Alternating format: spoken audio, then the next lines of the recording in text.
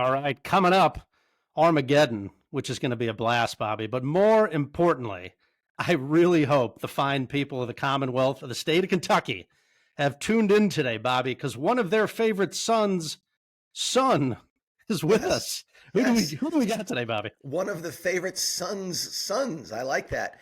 Jax, what year were you born?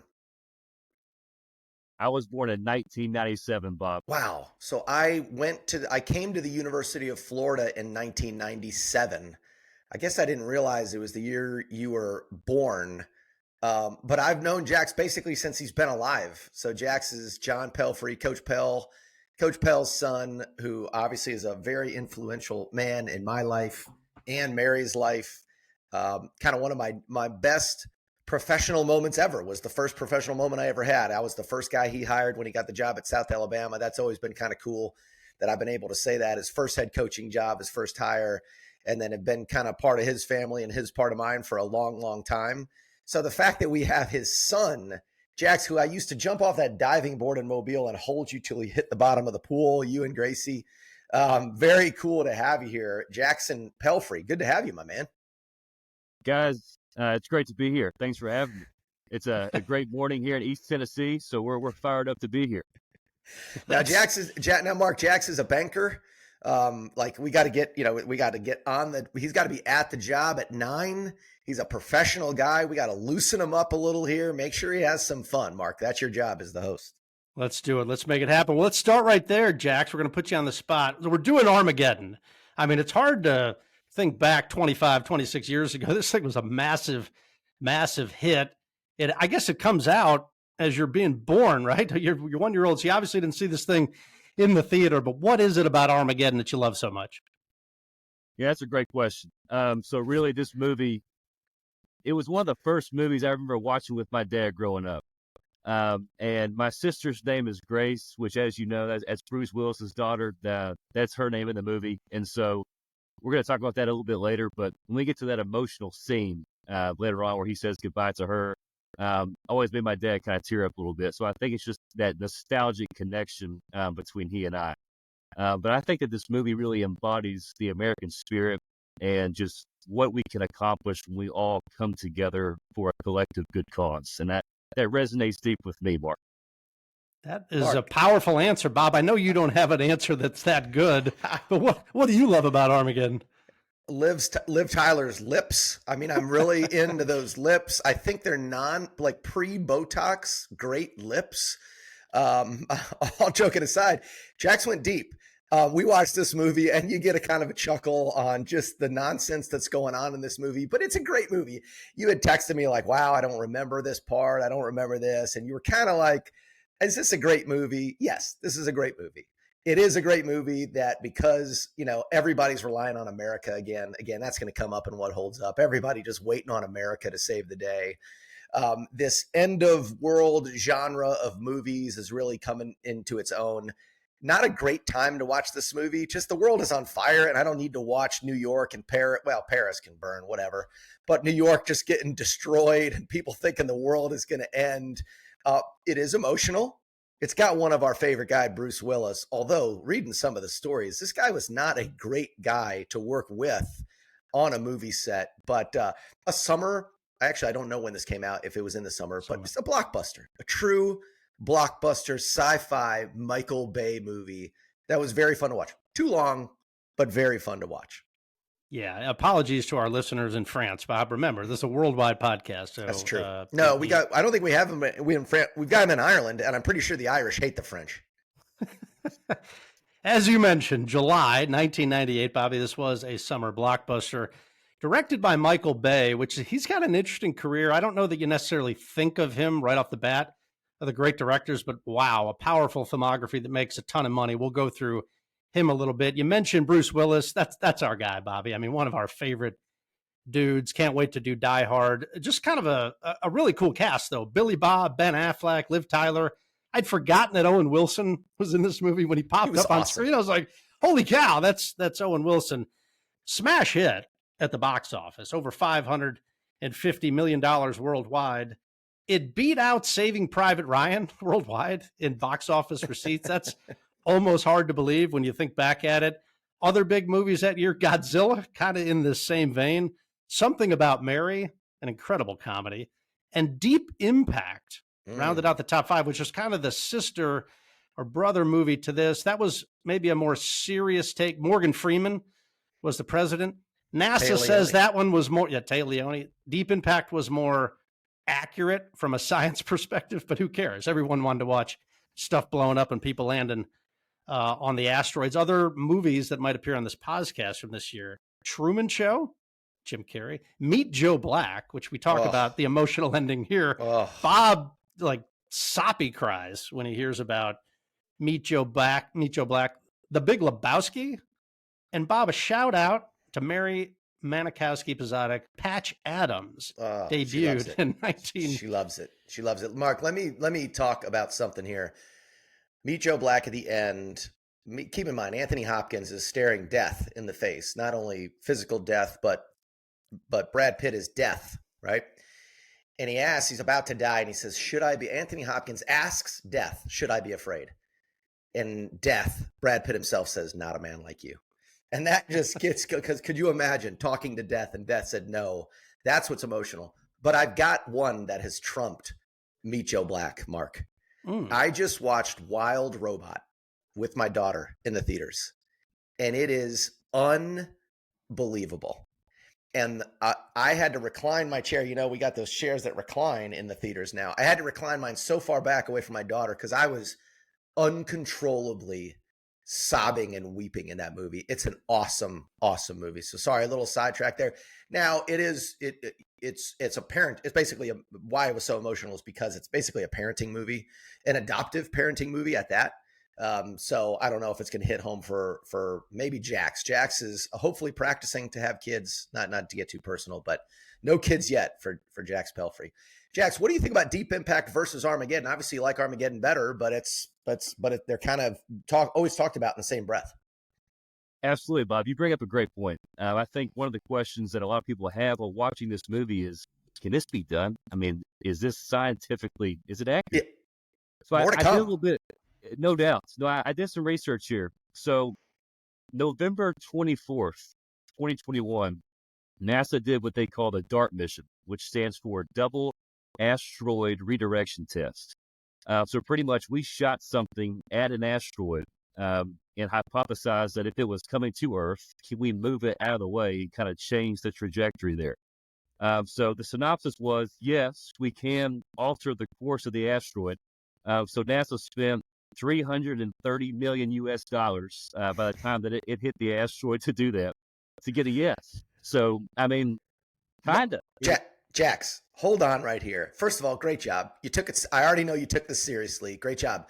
I thought you were going to the NEAR project. In your research, did you find the NEAR research? So in 1997. No, go this ahead, was Jax. the DART. This was the DART. Okay, I understood. I didn't find the DART, but I found the NEAR. So in 1998, actually in 1997, they launched this NEAR project, NEAR. And the thought is, can we land on an asteroid? This is true, I promise you. In 1998, guess what it did? It flew by the Earth for a gravity assist, just like in the movie. Now, it took them 3 years to get to this asteroid. So I don't know if the gravity pull is just as good as it works in this movie. But in 1998, it flew around the Earth for a gravity assist. In 2000, it entered the atmosphere of an asteroid that was 21 miles long. This famously is the size of Texas. But a big asteroid, 21. And in 2001, November 2001, they landed on it. Now, no humans on it, obviously, but a ship landed on an asteroid, picked up some critical data, and then it kind of spun out into space and they lost track of it. But so I agree with you. I wrote here, the theory is solid. There are fault lines in asteroids. The theory of this movie is solid. Now, the thing is moving at 22,000 miles an hour. I love the fact that Pizotic Consulting, there's some things they got right on the money.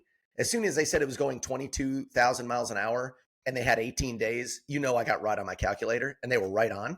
They were right on. They did the math. That's how much, because I think the Earth is 230,000 miles away or whatever, but they got it right. The size of this asteroid it could work. Now, the one thing they didn't get right is when I typed into the Google machine, can a person survive 9 Gs for 11 minutes? And the exact answer I got from Google is the human body will not survive 9 Gs for 11 minutes. It only can survive like a minute or two. But when they start grabbing around the earth and they say, all right, boy, it's going to be 9 Gs for 11 minutes, that can't happen. But Jax, great job. This is actually a true story. I don't know if you guys knew that. Yes, Jax, I agree. Good job. Bob always likes to upstage the guest with just a little bit more research that you had pulled out. I just would have been fine with the Dart Project. Yeah, good stuff by you. This, believe it or not, was nominated for 4 Academy Awards, a lot of technical awards it was nominated for. Maybe most importantly, I Don't Want to Miss a Thing, Aerosmith. Great. So it didn't win, which is shocking, but maybe the most shocking thing in of the 1998 movies is that Shakespeare in Love defeated Saving Private Ryan for Best Picture. Now, Jax, I assume you've seen Saving Private Ryan. Have you seen Absolutely. Shakespeare in Love? And of the two, what's the better movie? I have not seen Shakespeare in Love. I have seen Saving Private Ryan, and I got to say, I cannot believe that happened. I think that's a snub, no doubt about it. It's egregious. It's egregious. Feel free to say that. All right, Michael Bay. Let's spend a few minutes on this. I don't know that I would call myself a Michael Bay fan, but as you go back and you look at his movies, it's pretty impressive. And I'll give him credit. You can tell just by watching the movie that it's Michael Bay. He's got some very unique things that he does. Everything is very dramatic, slow-mos. He loves the United States. I mean, he's always got these big, huge American flags in it. It's always very patriotic. And if I told you, Bob, that his movies that he's directed have made almost $8 billion, would that surprise you? He's in the top 5 all time of directors and box office receipts. Now, Spielberg and Big Jim Cameron are kind of out there, but it's amazing that he's done that good. But let's just whip through this filmography. Starts in 95 with Bad Boys. I know you love that, Bobby. 96, Welcome to the Rock. I mean, how great is that? Can't wait. I cannot wait. Who's doing that one with us? I love that movie. Follows it up in 98 with this thing, Armageddon. 01, Pearl Harbor, brings Affleck back for that one. 03, you get Bad Boys 2. 07, he starts the Transformers with, I think Megan Fox was in that one, had us all really worked up. In 16, this is probably my favorite movie of his, 13 Hours, The Untold Story of Benghazi, true story about what went down over there. Really good movie. And then just recently in 22, Ambulance with Gyllenhaal. Bobby, where do you is Bad Boys your favorite of the Michael Bay filmography? Yeah, the first Bad Boys is probably is my favorite movie. But when I think of Michael Bay, I think of the Transformers. Transformers are awesome. The special effects are incredible. They're always enjoyable. They're always fun. So I think of the best movie, Bad Boys. But when I think of Michael Bay, it's Transformers. Where do you come down on that, Jax? What would be your favorite? Is it Armageddon of all these movies? Armageddon's definitely up there, but it's hard to ignore Transformers. I mean, there were so many good ones. I kind of grew up with that, had the action figures, loved to transform the ambulance into a big old cyborg robot. I mean, there's nothing like that. So, love the Transformers. Bob, anything overseas? Any golden schmoes? Any Razzies here? A lot of Razzies. A lot. They really got on to Liv Tyler and Ben Affleck. More Razzies and more golden schmoes for worst on-screen couple for those than any movie that we've done. Bruce Willis got a little backlash, but there was some love from the Germans and the Japan and the Japanese. Obviously, no French people love this movie because Paris absolutely obliterated. I mean, kind of very similar to Independence Day, where, oh yeah, we forget that these cities are just destroyed. Tens of millions of people died, and we're so I don't think they liked it. They don't like it that much. Also yet another movie I had to pay for. Jax, you're in the finance world. You can itemize these deductions. I would imagine, or you might have DVD. A guy your age might still have like a DVD player as kind of nostalgia. Maybe you've got it, but I had to pay for it. So keep track of those receipts. Send them to the podcast. We'll send you a 1099, Jax. More movies like this. Independence Day, obviously. Deep Impact, obviously. The Rock, Speed, Day After Tomorrow, and Con Air. Those are perfect. The algorithm, again, nails it. I think the timing of watching this movie, I already mentioned this, was a little rough. There's just a lot going on in this world. as we were taping this, there's a hurricane that looked like the size of Texas, ready to just take our home state, not our home state, but what I consider my home state of Florida, literally off the map. Now, luckily, looks like it didn't do too much damage. So shout out to those folks watching there down in Florida. We talked about the theory is solid. We talked about the theory of Us is very solid, Mark, where no movie, unless it's a Scorsese film, needs to be over 2 hours. This was just so long. I mean, it was like 2 hours and 2.5 hours. It was an hour and 15 minutes into the movie. And I texted you, I'm like, they haven't even left Earth yet. What are we doing? I mean, it's just such a long movie, and maybe just a little too much drama. I mean, I've got to go to the bathroom. Oh my gosh, the toilet is broke. Like, it's just nothing can just happen in this movie without something going way off the rails. And it looks like it's going to be the end of the movie, but really fun to watch for sure. Jax, any more notes? Jax, any more notes on it? You good? No, I'm good. All right. Let's do All right, fellas, let's jump in to favorite scenes. Now, this is just, it is a long movie. One thing I do like about it is there's no exposition. Like, the asteroid is hitting within 30 seconds of the movie. It probably did take it a little too long to kind of get going, but it does start off right away. But favorite scenes, Jack, we're going to let you kick it off. A lot of good ones to choose from, kind of depending on how you look at it. But what is your favorite scene from Armageddon? There are so many great scenes here, guys. But the one I watched it twice. So I rewatched it last night with my wife. It was the first time that Kinsey has seen it. And what did she say? Hold on. What did she say?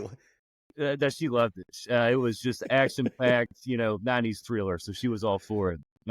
She always tells me she loves action with a love story, and she certainly got that with this movie. So what hit me last night upon my second viewing was the presidential speech as these guys are kind of boarding the space shuttle. You got the whole world. We're cutting to like India, Japan, France. All these kids are waving the flags and they're, listening to the president talk about what America has to do. We got to go up here. We're sending these brave souls out into the ether, the great beyonds. They may not come back, but they're going to do it anyway. And I was like, you know what? Just this ragtag group of guys coming together, overcoming adversity in the face of overwhelming odds. I love that. Got me a little emotional last night. Mark, can you believe when Jaxson, he's young. He hadn't seen as many movies. When he sees a truly powerful movie, I mean, he is going to be over the moon around that movie. I mean, my man thinks Armageddon is Citizen Kane here. So, Jax, I love your enthusiasm of this. It was tough. The presidential speech I love. Always a good presidential speech will do it. But it's just, they all just pale in comparison to our man in Independence Day, President Whitmore. That's why I didn't go with that one. Obviously, I love a president's speech, but they all are just second. I guess what we're saying is we're just conceding the fact that the end of the movie is the best part. I mean, is that why you didn't say it, Jax? I mean, maybe it's not, but the ending of Harry taking AJ's spot, Bruce Willis taking, I mean, it was a little choreographed. I mean, come on. You think he's just going to let Affleck go out there and do that? I'm going to head down. He rips off the patch and give it back to Billy Bob Thornton. As much fun as you can make of the cheesiness of some of these scenes, it was pretty powerful. It was pretty powerful at the end. So I think that was the best scene. I've got a couple other honorable mentions, but Mark, anybody else, any other scenes? Yeah, I'll just kind of throw out. I always love a good montage, and when he gets the crew all there and they kind of start going through the training, it's funny. There's some good moments, but I thought the training was really good, and then just a funny moment, because it is kind of slapsticky. I mean, they're just throwing out quote after quote after quote, kind of just 90s quotes. But when AJ and he's with Big Bear and the Russian and drop off and they jump that canyon, some pretty funny moments when they're in that armadillo kind of cruising over. But what else you got, Bobby? I've got the quiet room scene when they're kind of just psychoanalyzing all these guys and Steve Buscemi is kind of playing with them. There was some really, really funny scenes in that, but I think that would be it, Jaxson, unless you have any other scenes. No, Mark, I'm with you. That was funny. He goes, "You ever seen Evel Knievel?" And he's like, "I have not seen Star Wars." It's like, come on. Oh, Mark, I forgot to mention, Jax, huge Star Wars guy. Oh, Oh, Huge Star Wars guy. So, Jax, I'll just ask you. We just did the best sequels of all time. Last week was our Yes. podcast. I maintain that Empire Strikes Back, of the Star Wars lineage, obviously, is the greatest sequel of all time. Where do you come down on Empire? I 100% agree with you. Episode 5, The Empire Strikes Back. That's my top Star Wars movie. It's up there. But no, I 100% agree. Is it a better sequel than The Dark Knight or Terminator 2? Because those are the two sequels we had over Empire Strikes Back. Snap judgment. In my opinion, I think it is, just because of what it did for the franchise and just film in general. Special effects, story, everything. I mean, Star Wars exploded after that movie came out. So, absolutely. Okay, there you go. There you have it, Mark. You win. The people in Lexington are rousing to their feet for their favorite son's son. All right. Favorite son's son. Quotes. They got a lot of them in here. They just kind of keep pumping them out. I don't know that any of them stuck necessarily. But Jax, do you got a favorite quote or something that you use to this day from this movie? Bob and Mark, I got 5 words for you. Damn glad to see you, boys. That's 6. That's 6. That was a good one. I think this guy is also my scene stealer, Carl. He wants to name the asteroid. He goes, you know what? I want to name her Dottie after my wife. She's a vicious, life-sucking bitch from which there's no escape. That's good. It is pretty good. That is pretty good. Now we're going to get the explicit rating. Yep. Thanks, Jax. We try to keep this clean, but now we're going to get the explicit rating.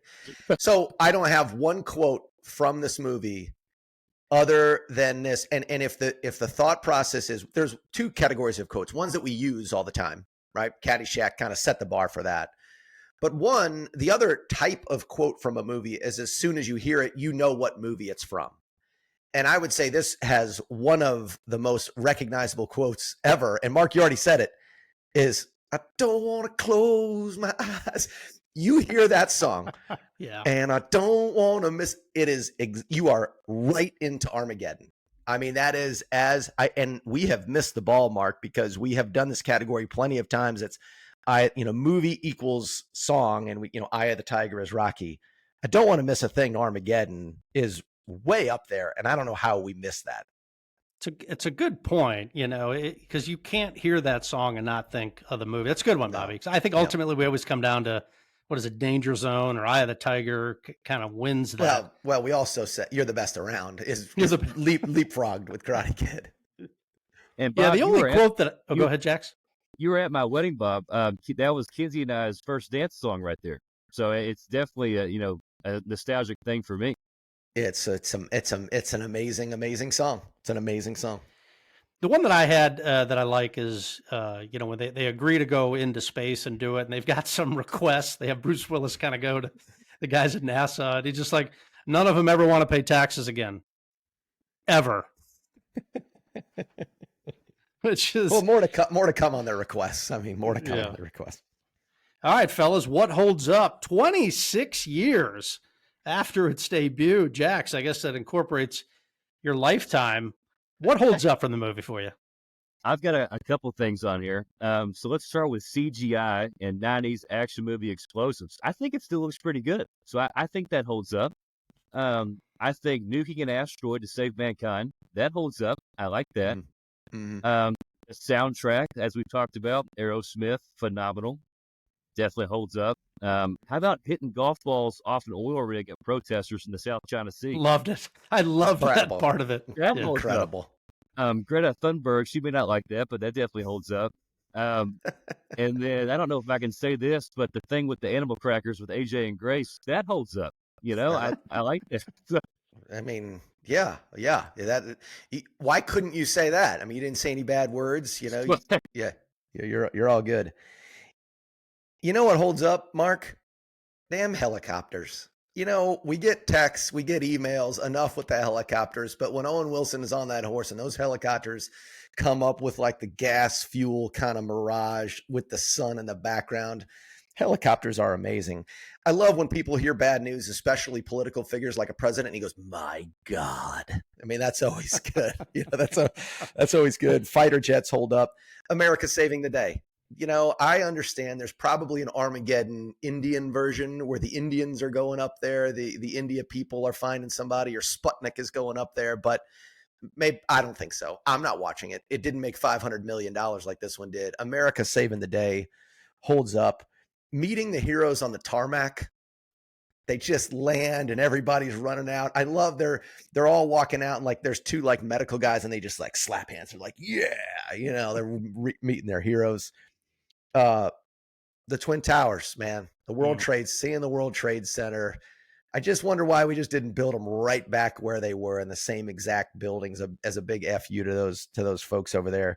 Mission Control, just a bank of people with monitors. I love the thrusters, go. Navigation, go.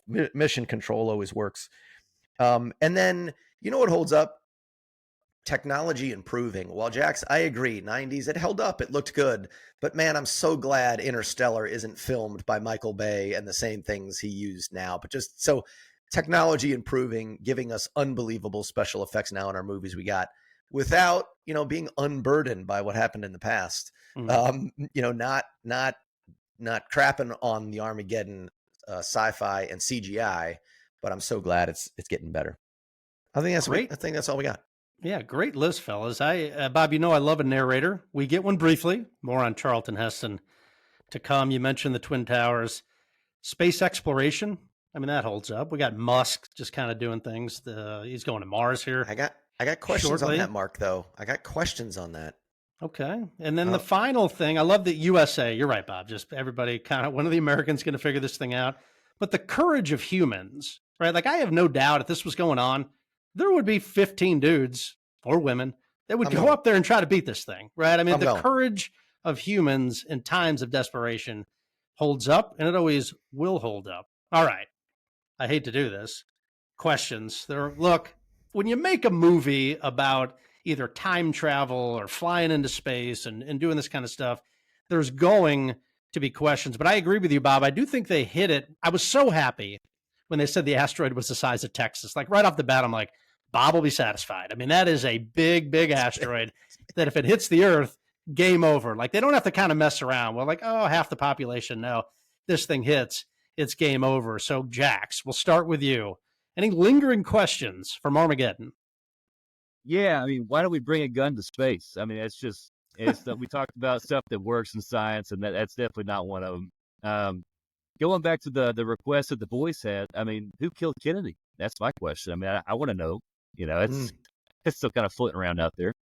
How did the New York City guy and his dog survive a meteor to the face? A direct hit. A direct hit.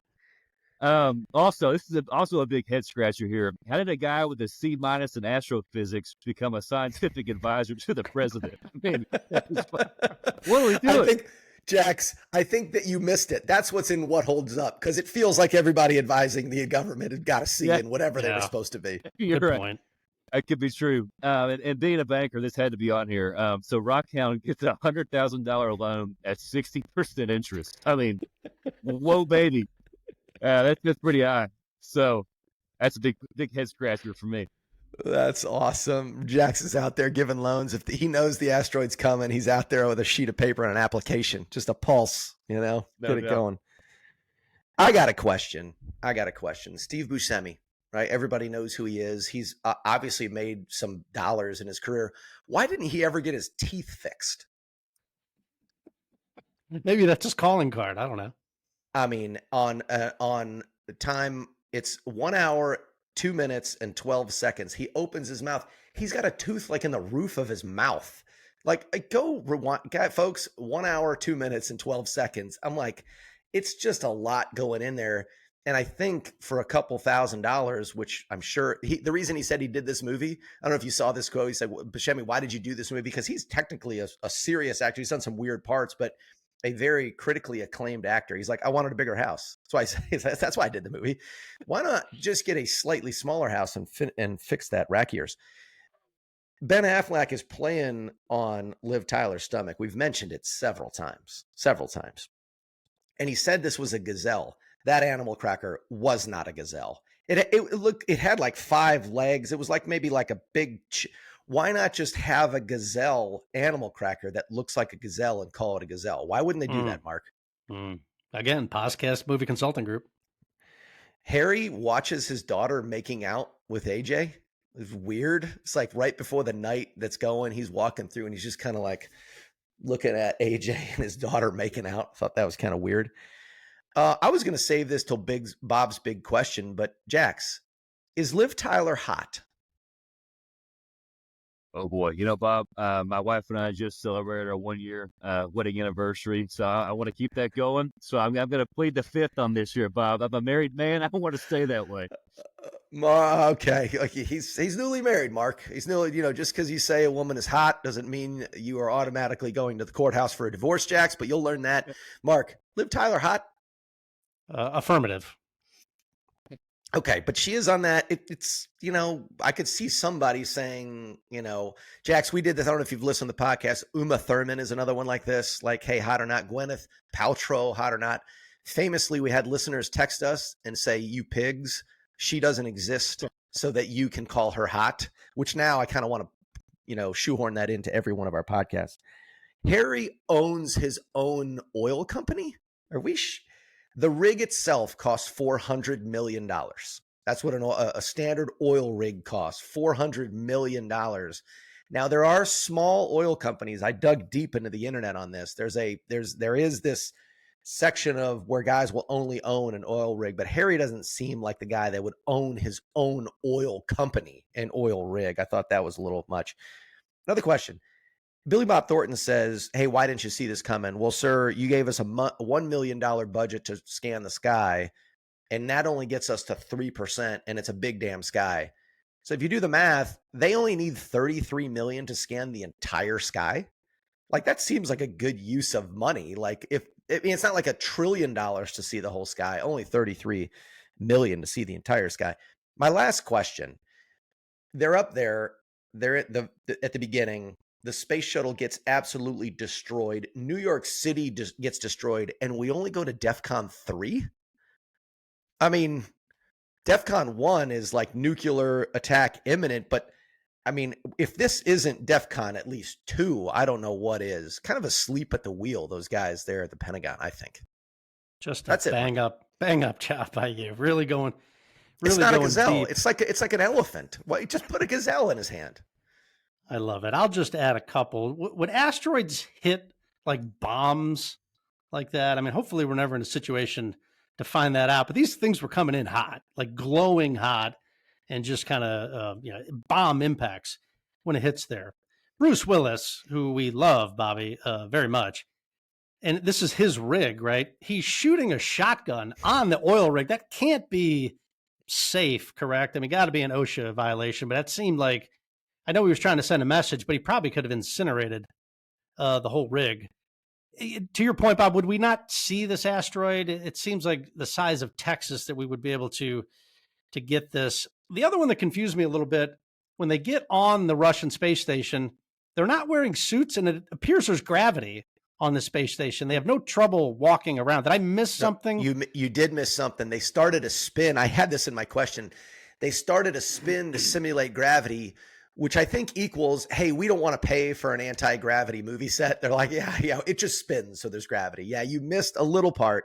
Okay. But it was still kind of silly. Mark, one question we haven't, I don't know where we're going to fit this in, but is it safe to have 2 space shuttles take off about 20 feet from each other and then continually fly through space, like right next to each other? They're like Top Gun fighter pilots in space. That can't be safe. I would think they would go up at different times or at different parts of the country, correct?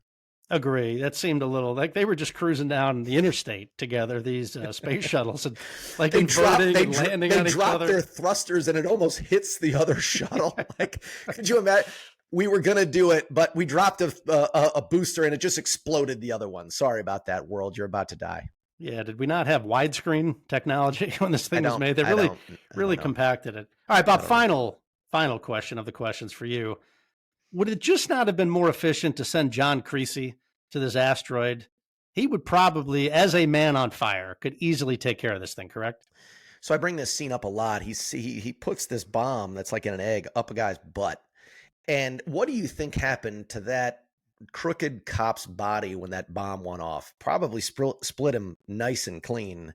So I think you just go up in there. You don't need this big drill or anything. He'll just shoot a couple guns. He'll jam it in there and take care of it. Yeah, I think you're right. If he's willing to go through those depths to save one little girl that he's known for about a month, imagine what he'd do for mankind. Nice job. John Creasy, a man on fire. All right, we're going to hand out some awards, Jax. These come quick. All right, the Matthew McConaughey Award for the best scene stealer of the movie, Jax. Interested to see where you went here. I went with the Armadillo Rover. I love this thing. Anytime it pops up, I get excited. I mean, this thing is like, it's 6 wheels. It's got a skull on the gear shift. I mean, I want that for my 2017 Ford Edge. And it has a mounted machine gun on the front. I mean, I don't know why they needed that, but it's awesome. That is a great question. Why was that thing mounted with a machine gun? Do we have any rationale for that? So he could shoot up the side of the shuttle and jump out of it. Obviously, I don't know. My scene stealer is, and I was trying to find if this is the right guy. I think it's Marshall R. Teague, Colonel Davis, who basically explains to them what the G's are going to do to their body. He's a fighter pilot, and he is so angry and so intense, and he's the perfect guy to explain that these G's are going to rip your face off. But then a couple minutes of training, they're good to go for 11 minutes at 9 G's. So he obviously is really good at his job and really, really intense. He was. I love a narrator. The narrator was Charlton Heston. I had forgotten that he was there. It gives the movie like this gravitas. I'm like, I'm like pumped. We got Charlton Heston talking here. And then we kind of get into the movie and it kind of veers off in a little bit something differently. But Charlton Heston, our guy, as a scene stealer award. All right. We finally have come upon a category name for this. We got the Mr. Miyagi Award for the best parent in Armageddon. Jax, what do you got? Guys, this one, it's probably a no-brainer here. I went with Harry. I mean, this guy, he lays down his life to save his daughter and to save mankind's. And he also ensures that she's got a great man in AJ to take care of her future. So I went with Harry on that. We sure about this? Well, I mean, the whole beginning of the movie is how she's just mentally warped because she grew up on an oil rig, was taught how to use a tampon by Steve Buscemi. I don't know if that's it. I basically sacrificed his daughter's well-being to chase money, and it probably worked. Mark probably likes this guy. He owns his own oil company. He's got to have some money. So I don't think it's Harry, but I will say that I would give it to Ben Affleck, not for the man he was in this movie, but for the father he will be after this. He saw the ultimate sacrifice by Harry. I can't imagine that doesn't have a profound effect on the way he takes care of his wife, Liv Tyler, and their future babies, just as long as he doesn't raise them all on an oil rig. I would imagine when this guy comes home, oil rigging is done. I mean, to go back to these, hey, I want to stay a night in the White House. I want a week at the Mirage. Like, AJ's never working again in his entire life, so he's got a lot of time to be a great dad. So the future AJ is the best parent of this movie. Wow, I hope so, because the current AJ was a moron. I really was disappointed watching Affleck, fresh off Good Will Hunting, pull this off. I agree with both of you. Yeah, future AJ. I agree with both of you, which is why this is the first time I will give the same man the best parent and the worst parent award. It's Harry, right? To your point, Bob, filthy rich, guy owns all sorts of stuff, and he just does the ultimate sacrifice. He and he alone has saved all of humanity and sets up his daughter with a beautiful speech, gives the blessing. She's going to go on and have a good life. But he's also the worst parent for all the things that you just mentioned up at the beginning. There's some questionable decisions going on, and he has done some strange things. He's kind of a rough guy, around the edges, but really pulls it together at the end. So the Mr. Miyagi Award for Best Parent and the Darth Vader Award for Worst Parent goes to Harry Stamper. But Jax, you still have an honor here to pick your worst parent from the movie. I'm going to go with Rockhounds on this one. I mean, this guy, not a great role model. We got a direct quote from him. He said that, easy for you to say, I owe $100,000 to a loan shark, and I spent it all on a stripper named Molly Mounds. So that kind of that sums up his priorities in life right there. So yeah, he's not a great role model. But I think it worked out. One, they live. Two, Molly Mounds is there, and she was smoking hot. I know, Jax, you're not allowed to say that. 1 year into marriage. But she was waiting for him and smoking hot. I gave the worst parent to Harry's wife. I mean, she left both of them and just gave her daughter over to this guy who's going to raise her on an oil rig. So she didn't die. She just left, right? Liv Tyler says mom left both of us. So worst parent, Harry's wife, Gracie's mom, go to hell. The Stampers picking up a lot of awards. All right. eBay award. Item from the movie that you would most want will make the Freedom that makes it back? That space shuttle will be ineligible. But Jax, what do you want in the Pelphrey domain over there? I want one of those sweet looking, just NASA like zip up flight suits. I mean, they're kind of Top Gun-esque, but they're astronaut themed. So I want one of those. My name, the patches all over it. I would wear that thing to bed. I mean, that'd be great. You wear it to bed, you won't make your second anniversary, but you'll be fine. But you'll look cool. You'll look cool. Yeah, along those same lines, I want the patch. I want a leather jacket with the patch. I think that's the easy answer. I looked for something else that was a little more obscure, but having that patch would be awesome. Agreed. Kept coming back to the patch that says "For All Mankind" on it, kind of tattered, torn. I'd want the actual Harry Stamper one. Yeah. That would be. Yeah, we're not doing this to get replicas. I'm sure I could get a replica from Amazon in my door in about 3 hours. I want the real one. All right, not time for Bob's Big Beef yet. That'll come here shortly. All right. Jaxson, award that we don't give out very often. I love it. It's the Predator Governor Award. So named because when Bob and I did the Predator podcast, it was amazing that Arnold Schwarzenegger and Jesse the Body Ventura both became governors of states in the United States of America. So I ask you on this ensemble cast, Jax, which character is most likely to become a governor later in life? I'm going to give you an out of left field answer here. I think Rockhounds would be the governor of Nevada. And I think he just kind of hang out in Las Vegas and he would just run that place.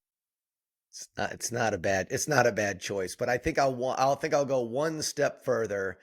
Now let's bring us into this fictional world of Armageddon. They come back and basically Ben Affleck saved the world. So I mean, I would say he's not the governor, he's the president. I know you're not a big fan of him, but he saved the world. So I think he just goes and writes his own ticket and he becomes, the president of the United States, and he doesn't mess with this governorship or any of those lower offices. Nice job by AJ. All right, Bobby, just for you. A lot of bad decisions in this movie, but who takes the ultimate prize of the Terrence Howard Award for worst decision?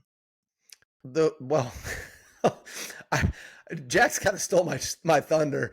Listen, they were under pressure. There was a lot of things, but Rockhound, there's got to be somebody to get a better interest rate than 60%.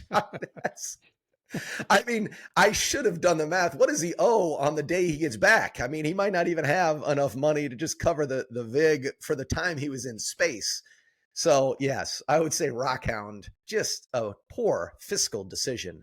A little nod to Jax being a banker on the podcast for that. Nice job for Rockhound. All right, Bobby, now it's your time. You can let out all your beefs. Bob's big question. Jax, remember, the answers do not matter. Jax, is this going to happen? Is an asteroid going to hit us? I mean, I know space is infinite and you can't even wrap your head around it. I tried to have a conversation with my kids at 10 and 11, be like, hey, we're on Earth in space that never ends. Try to wrap your head around that one. But doesn't it just seem like at some point this is just going to happen, Jax? Well, Bob, I mean, you heard the narrator in the first 10 seconds of the movie. It happened once. It'll happen again. It's going to happen, Bob. It's already happened. I think you're right. I don't know if it ends us. I don't know if it's in a million years or it's tomorrow. Mark, doesn't it just seem like this will happen at some point? Yeah, I think it's just a matter of time. It's like a hurricane is eventually going to hit you if you live on a coast, right? It's just math. We're floating in space. Okay.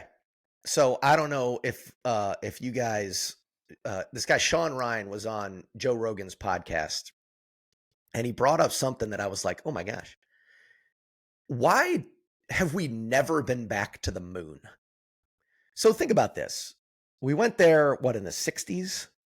And wouldn't you think we would just keep going back to mine and we've never gone back. Now, Rogan's theory was, is he wasn't saying we didn't go to the moon, but he's like, we probably didn't, meaning getting out of this atmosphere is not as easy as you think. Wouldn't like Elon Musk just be like, oh yeah, we're going to do that next week and just like boop, go right on the moon like himself? Mark, why haven't we been back to the moon? And Mark, have we been to the moon? I am of the opinion now, I believe nothing. So I think so it is far more likely that we never did than we actually did. And that's a whole separate podcast. I do like Rogan's take where it's just like, I'm not saying we didn't, but I've got a lot of questions. It hit me like a ton of bricks. Like, you're right. We've never been back. Wouldn't we just keep going? Jax, have we been to the moon? I believe we have. I believe we've been to the moon. I just think, like you said, just with gravity, it's so hard to get out of the Earth's atmosphere. And also, from a budgetary standpoint, I mean, wow, this stuff is expensive, man. It's expensive. But Jax, this is the point Rogan makes. Like, we did it in the 60s. Like, we just watched a movie from 1998 and it was comically bad. Like, I mean, technology is compounding exponentially, and I understand it's hard, and I understand the money, but we did it in the 60s. I don't even think we had TV in the 60s. Like, I mean, what are we talking about here? So, again, we don't need to go down that road. Okay. You got 18 days. You're not in NASA. You're not going up. Jax, what are we doing for those 18 days? What's happening in your world for those 18 days? Bob, I'm not at the bank. I'll tell you that right now. I'm going to go somewhere sunny. I'm going to put my feet up, be on the beach somewhere, and we're going to have a nice glass of bourbon over ice. So that's what we're doing for 18 days. 18 days. Hey, Mark, 18 days. What are we doing? Well, Bob, famously, I do not have a hole in one to my name. I am sitting on a par 3 hitting balls till I connect and get one down there. That's what I'm doing. Such a great answer. Such a great answer. You knew I was going to ask it. We did not rehearse that. That's such a perfect answer. Mark does not have a hole in one. Incredible. Jax, would you want to know? You know, so they know it's coming and they don't let the United States, or they don't let the world know. The world eventually finds out, but would you want to know? I think so. Just kind of give me some time to get, my stuff in order, kind of maybe talk to some people I haven't reached out to in a while, say your goodbyes, and really enjoy those last 18 days, like you said.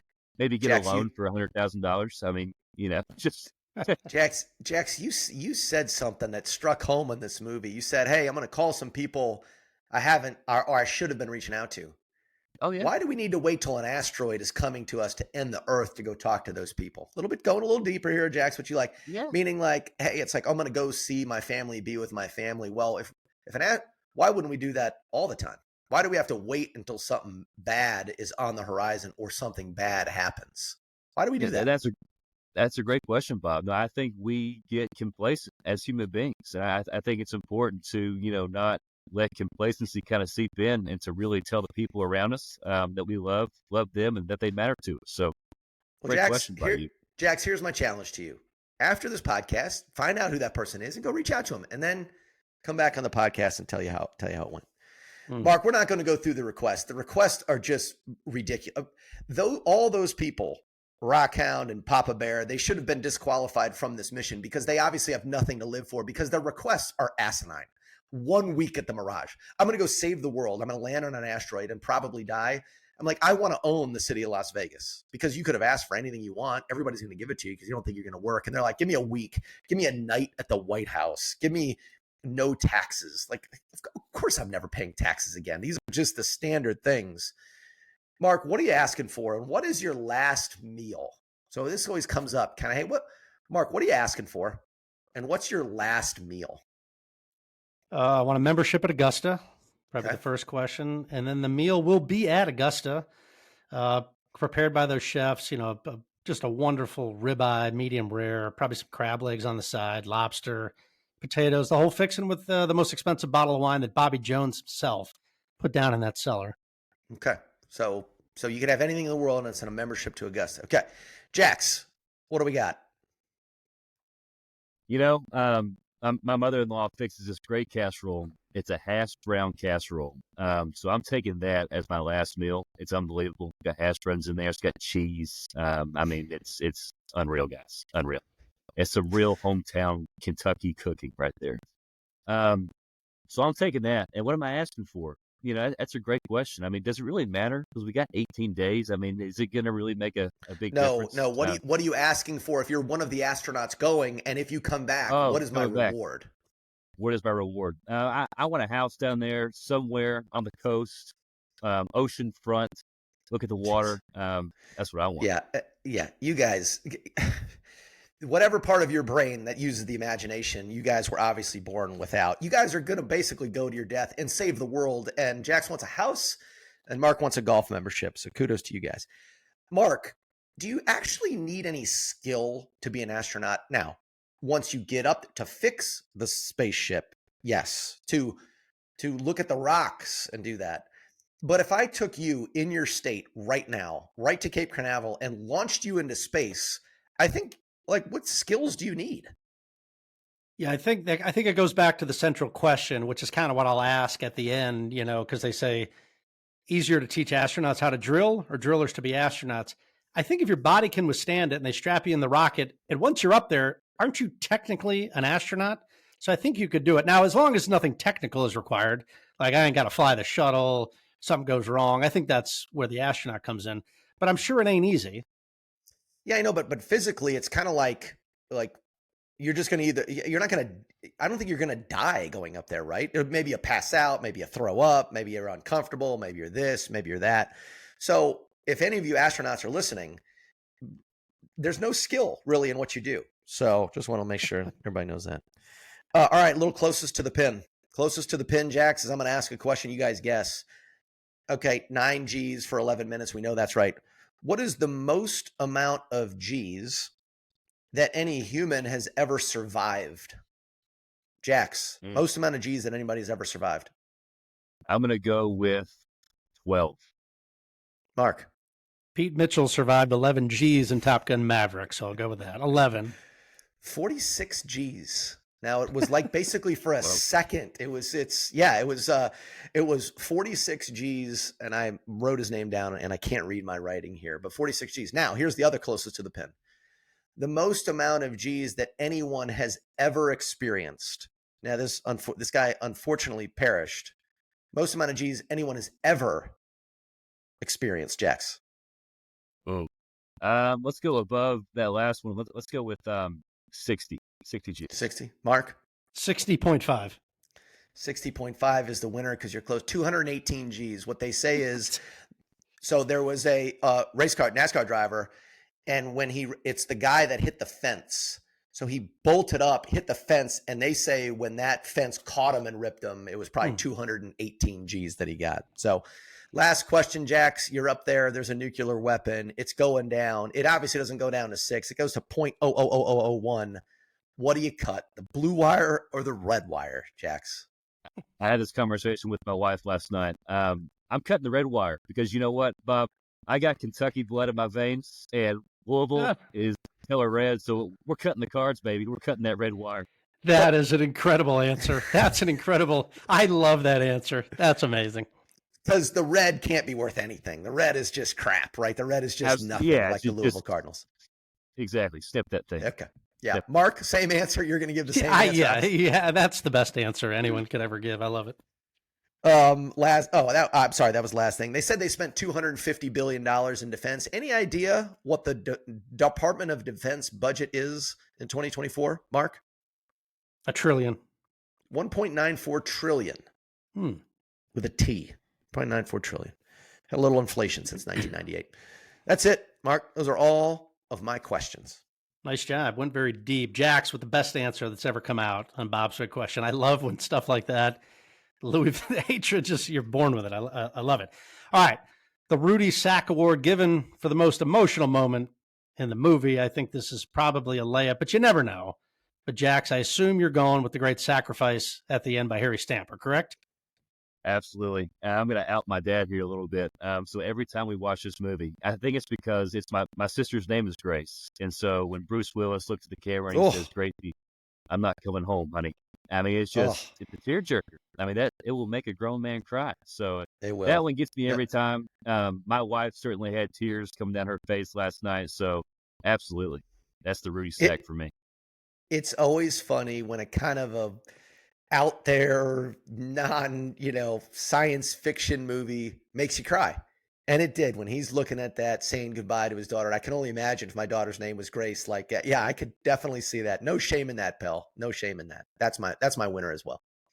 Yeah, it's obviously the winner, and I think had this gone a different direction, this movie doesn't live on. That sacrifice at the end, I think, makes this a bigger hit than it probably That was should great. have been. It's a great job. So there's no need to ask if the movie needs a different ending. Typically, it's what we do, and the only other real alternate ending is somehow Bruce Willis makes it out of there, which is probably a corny way they could have done this movie. But let's just answer the question that the movie poses. Is it easier to teach astronauts to drill, or is it easier to teach drillers to become astronauts? Jax, did they make the right call in the movie? I think if you are qualified to be an astronaut, I mean, certainly we can teach those guys to drill. So I'm going to go, it's easier to teach astronauts to drill.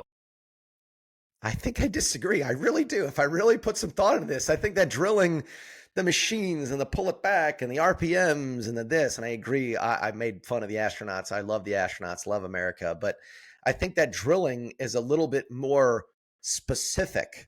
Now, you obviously need the pilots and you need the engineers to fix the ship if it goes wrong, obviously. But I think you need the drillers to become astronauts. Yeah, going into the movie, I thought it was absurd. Like, why wouldn't they just have taught the astronauts? I kind of agree with you, Bob. I think because essentially it's a combo, right? I mean, they're sending astronauts up there with the drillers, but it is funny. Bruce Willis spends zero point 0.0 seconds even thinking about teaching the astronauts how to drill. They propose a question. He goes, nope, we're going to have to do it. It's not, he doesn't even try to teach those guys. So I think in a kind of a weird way, it's probably right. All right. Coming down the backstretch here to Hall of Fame plaques. I've just got three. We kind of did the first one up at the start. We went through Michael Bay's filmography and hey, what is the best one? But what is the one you think of? Bob, I think you said Transformers. So you kind of alluded to the Michael Bay you think of. And I think those are the options, right? It's Transformers, it's Armageddon, The Rock, which low key is just unbelievable, and Bad Boys, which is kind of the one he keeps doing sequels over and over again. So, Jax, Michael Bay's going into the Hall of Fame. What's your first snap judgment when you think of his movies? When you say Michael Bay, I think of explosions. I mean, all those ones we just listed off, Bad Boys, Transformers, Armageddon. I mean, there's explosions from start to finish in those movies. So his Hall of Fame plaque is just a picture of an explosion. I kind of like that. I kind of like that. I kind of like that.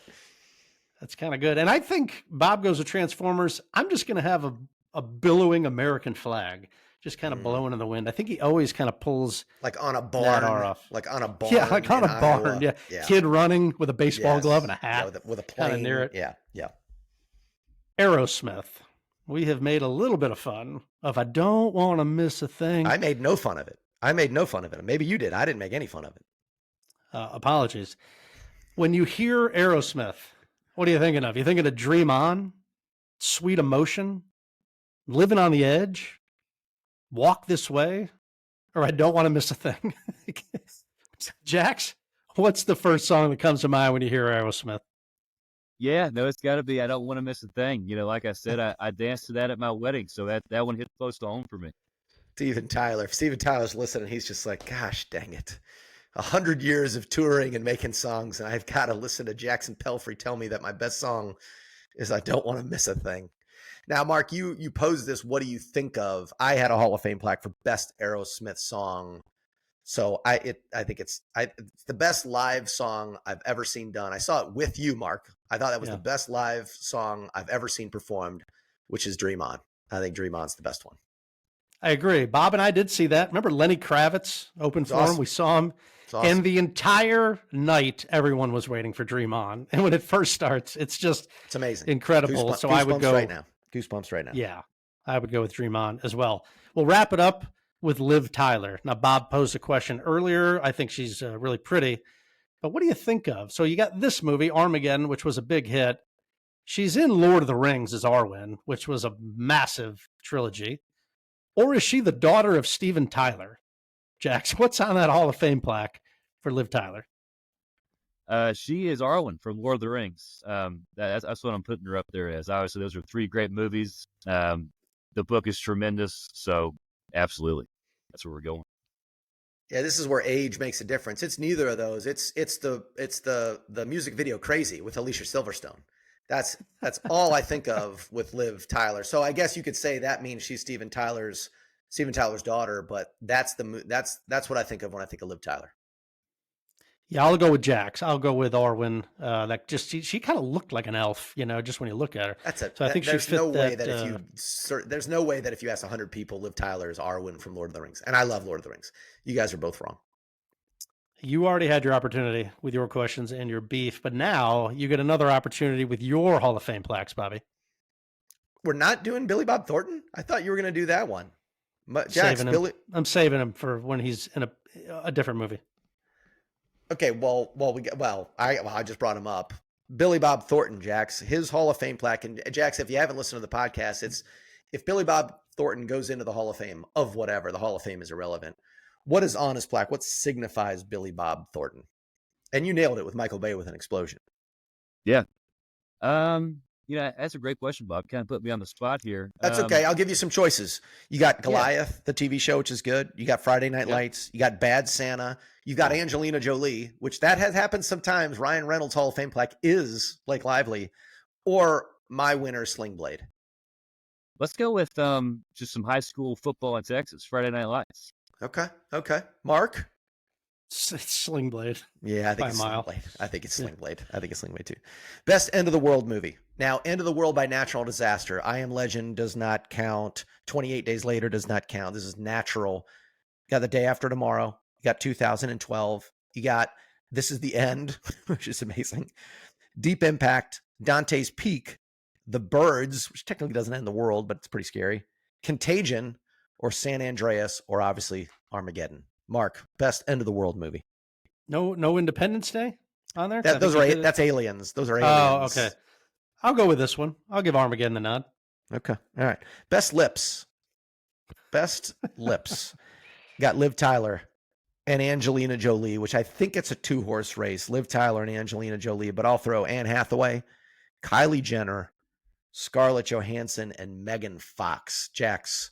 Well, I can't ask Jax because if he says anything about another woman in the entire world, he's getting divorced. Mark, best lips. I had no idea Megan Fox even had lips, so therefore I'm going to give it to Angelina Jolie. I don't even know what that joke means about Megan Fox. Does it mean you're looking at somewhere else on her body? Maybe that's what it means. Okay. Best food in a love scene. All right. A love scene that incorporates food. Now, I've already blown up the animal cracker scene, and it's not a love scene, like a true, like, hey, get to the end love scene, but you've got AJ and Grace with the animal crackers. You got Fast Times at Ridgemont High, where they're practicing with that carrot at the lunch table. You've got American Pie, which is technically a love scene with one person. And then you got Lady and the Tramp, where they kind of eat that spaghetti and they end up with a kiss. Jax, what's the best love scene incorporating food? Lady and the Tramp is classic. They're eating the spaghetti, so I'm going to go with that one. That's a great one. Mark, you agree? I'll go American Pie. I think that's the longest lasting. But the solo flight. It was a solo flight love scene. I gotcha. All right, cheesiest love scene. You've got this, which it got a lot of run from the Razzies and the Golden Schmoes. You got Jenny and Forrest. I don't know if it's cheesy or funny, but that love scene is, you got Howard the Duck. If you remember, there was a love scene in bed with a human and a duck. And then you've got every love scene ever that involves the man known as Tom Cruise. Oh, Mark, worst love scene of all time. Shame on you, our guy Tom Cruise. His love scene with Jennifer Connelly and Maverick, he's fully clothed. That's cheesy. That's weird. I think this one is kind of, you got the song going, just a random Porsche out there, and the lights. Who had time to do all this? I think it's got to be Armageddon. Jax, do you agree if you can talk about a love scene? No, I do agree. I mean, how do we get in the tree to string those lights up there? It's happening right at sunset, so great timing. But yeah, I agree with that. Last one. We've already litigated and relitigated this, but we never included the Sputnik cosmonaut for drunk pilot. Now, we said that Dennis Quaid in Independence Day is the best drunk pilot of all time. The scariest drunk pilot is Denzel from Flight. But this guy's technically a pilot, and he is just ripped the entire. Mark, does it change your view on best drunk pilot in a movie? No, because Dennis Quaid is the Harry Stamper of Independence Day. So Dennis Quaid still. Perfect. And then the last one, we talked about Michael Bay's Hall of Fame plaque, but what about the Hall of Fame plaque for best Michael Bay movie? Transformers, Bad Boys 2, The Rock, Armageddon. Jax, what's your favorite Michael Bay movie? I don't think we've said what's our favorite Michael Bay movie. What is it, Jax? Yeah, I mean, I'm going to go with the reason that we're all here today. I mean, it's Armageddon. So for me, it's got to be this. Mark, agree, disagree? Benghazi. Love that. Over The Rock. Benghazi Yes. and The Rock are on TV. You're watching Benghazi. Yeah, I really like that movie. It's good. Okay. That's it, my man. Those are all my Hall of Fame plaques. And by a nose, Jaxson Pelphrey is eliminated because he refuses to answer questions that involve the female race or whatever that is, gender. He's more coffee out of you. All right. The MVP awards, the final one, Jax. Who wins the movie? What does the movie not work without? Your MVP for Armageddon. You know, I'm going to go a little bit outside the box here. So Butch Wilmore is a current NASA astronaut. And right now, he's on the International Space Station. He's been stranded up there. He went up on the Boeing Starliner, as you guys know.